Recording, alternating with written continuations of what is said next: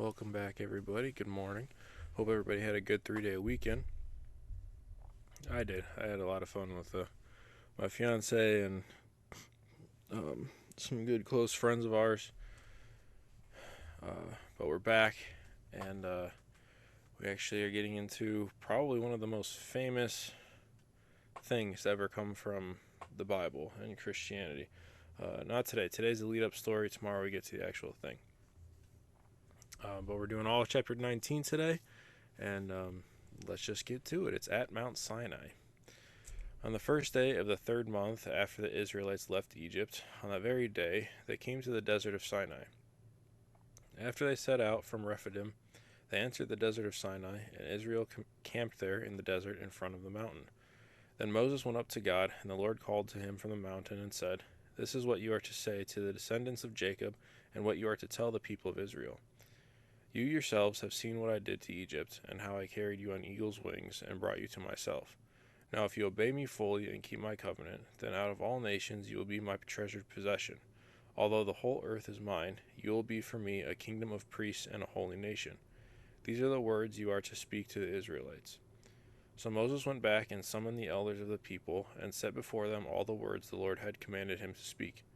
The people all responded together, "We will do everything the Lord has said." So Moses brought their answer back to the Lord.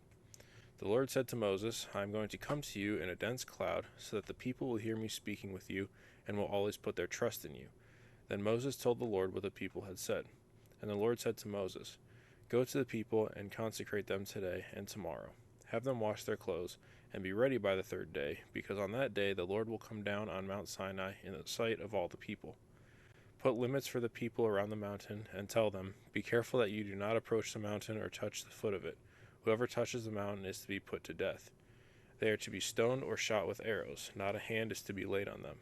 No person or animal shall be permitted to live.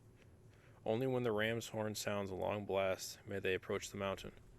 After Moses had gone down the mountain to the people, he consecrated them, and they washed their clothes. Then he said to the people, "Prepare yourselves for the third day. Abstain from sexual relations."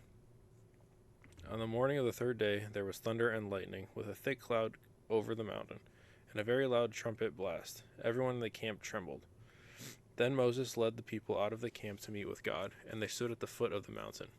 Mount Sinai was covered with smoke, because the Lord descended on it in fire. The smoke billowed up from it like smoke from a furnace, and the whole mountain trembled violently. As the sound of the trumpet grew louder and louder, Moses spoke, and the voice of God answered him. The Lord descended to the top of Mount Sinai, and called Moses to the top of the mountain. So Moses went up, and the Lord said to him, "Go down and warn the people, so they do not force their way through to see the Lord, and many of them perish.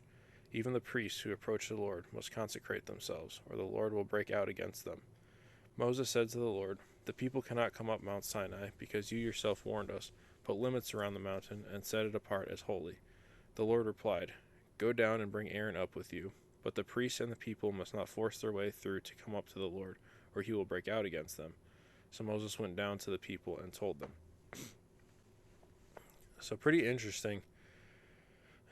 One of the first things I noticed in verse 4 is that he said, "How I carried you on eagle's wings." Obviously, they didn't all just fly out on eagles. So why put it in those words? Sorry, I'm pretty tired right now. But why put it in those words? On eagle's wings. Eagles, I don't know. I don't think have been mentioned specifically so far, but maybe it's a symbol for like the most majestic bird. I don't know. That was just my first little thing. But then, the big thing that when I was reading, kind of took note of was in verse 12, "Whoever touches the mountain is to be put to death." Now, I know this isn't going to be the only time that something like this is commanded by God. Like even touching something can cause death. But it's just very interesting to hear that. Sorry.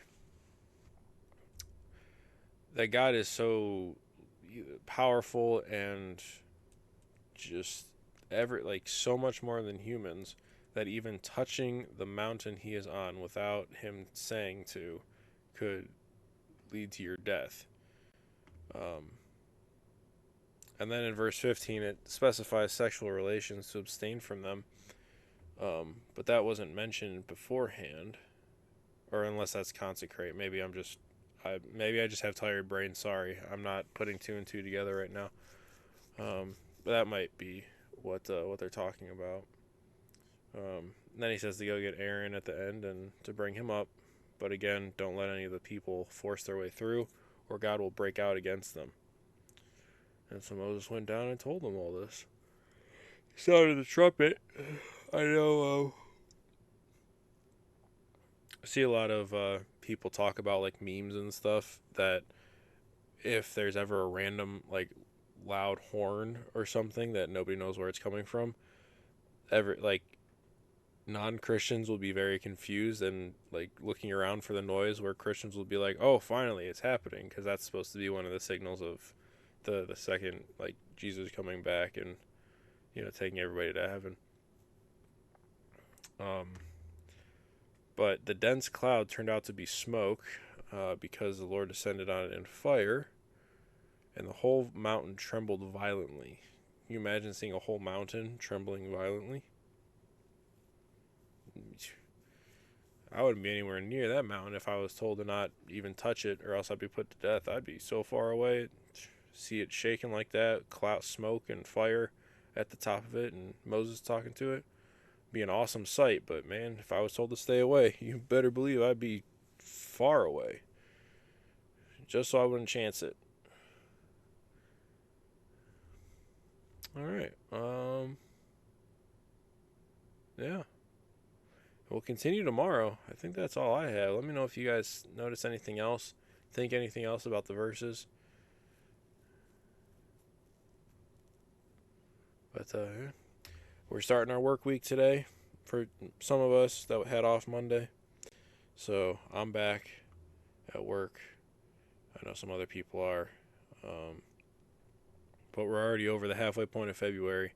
And after February, you're getting close to some spring weather. So hopefully we'll only have about a month left of cold, and then we'll start warming up slowly. So, yep, enjoy your Tuesday, and I'll be back tomorrow again with another video.